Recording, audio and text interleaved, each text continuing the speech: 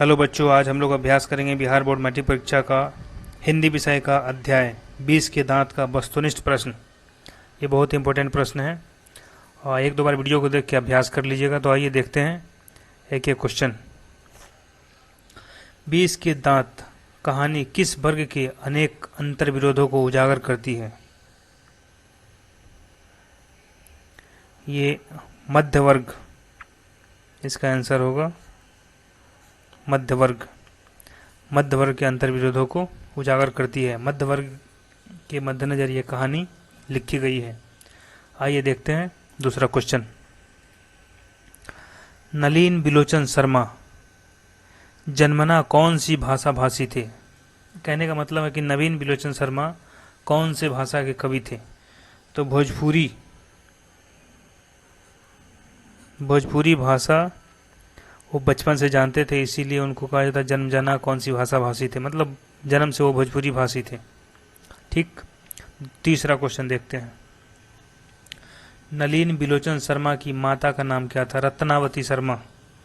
नलिन बिलोचन शर्मा जी के माता का नाम था रत्नावती शर्मा। आलोचकों के अनुसार प्रयोगवाद का वास्तविक प्रारंभ किनकी कविताओं से हुआ था? नलिन बिलोचन शर्मा आलोचक का मतलब होता है शिकायत करने वाला, बुराई करने वाला। तो आलोचकों के अनुसार प्रयोगवाद का वास्तविक प्रारंभ किनकी कविताओं से हुआ है? तो नलिन बिलोचन शर्मा, ऑप्शन डी। अगला क्वेश्चन देखते हैं।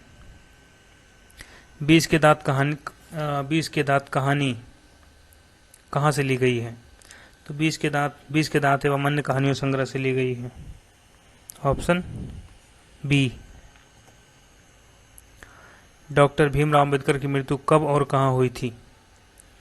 ये भी मैट्रिक परीक्षा में बार बार पूछे जाते हैं, तो आप लोग एक बार देख लीजिए, हमेशा याद रहेगा। डॉक्टर भीमराव अंबेडकर की मृत्यु दिल्ली में 1956 में हुई थी, ऑप्शन ए। और उनका जन्म मध्य प्रदेश में हुआ था, एमपी में। याद रखिएगा, उनका जन्म भी पूछता है।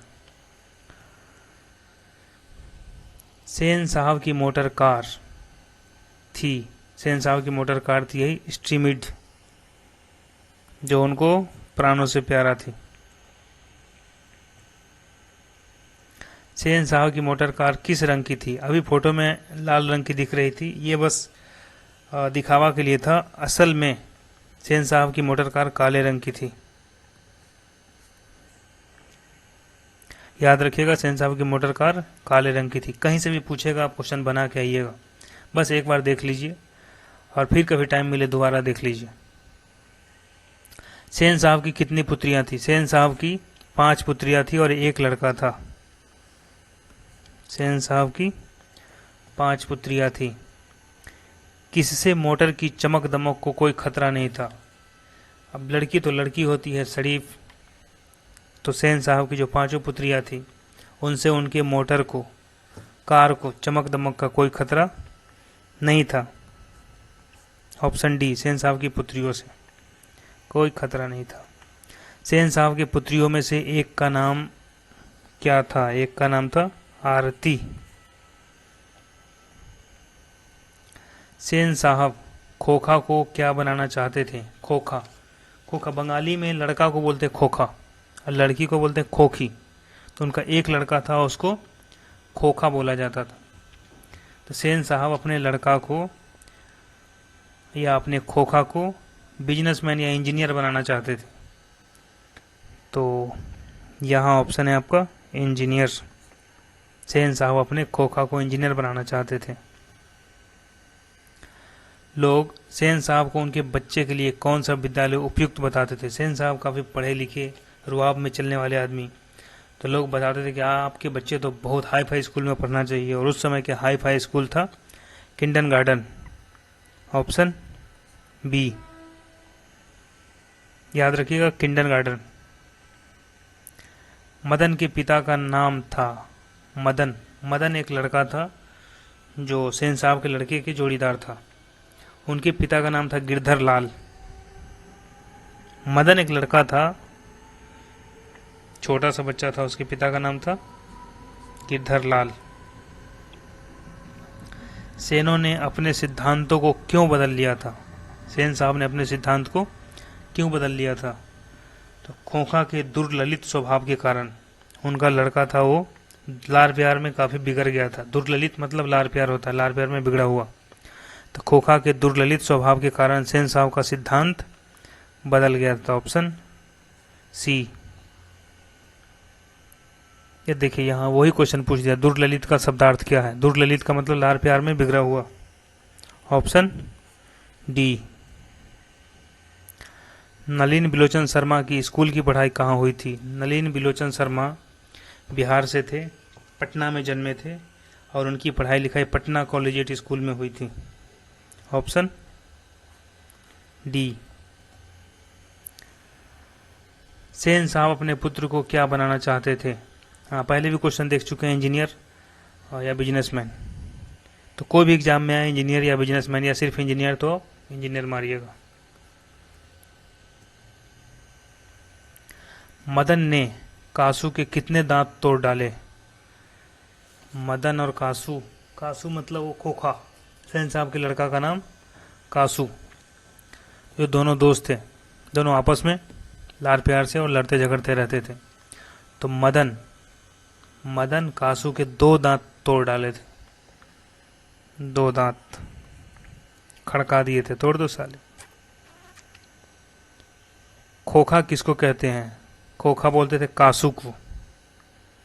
खोखा तो ऐसे बंगाल में सारे लड़के को बोलते हैं, लेकिन इस कहानी में फेमस है कासू, खोखा के नाम से। तो कासू को खोखा बोलते थे। सेन साहब का मित्र क्या था? सेन साहब का मित्र था पत्रकार।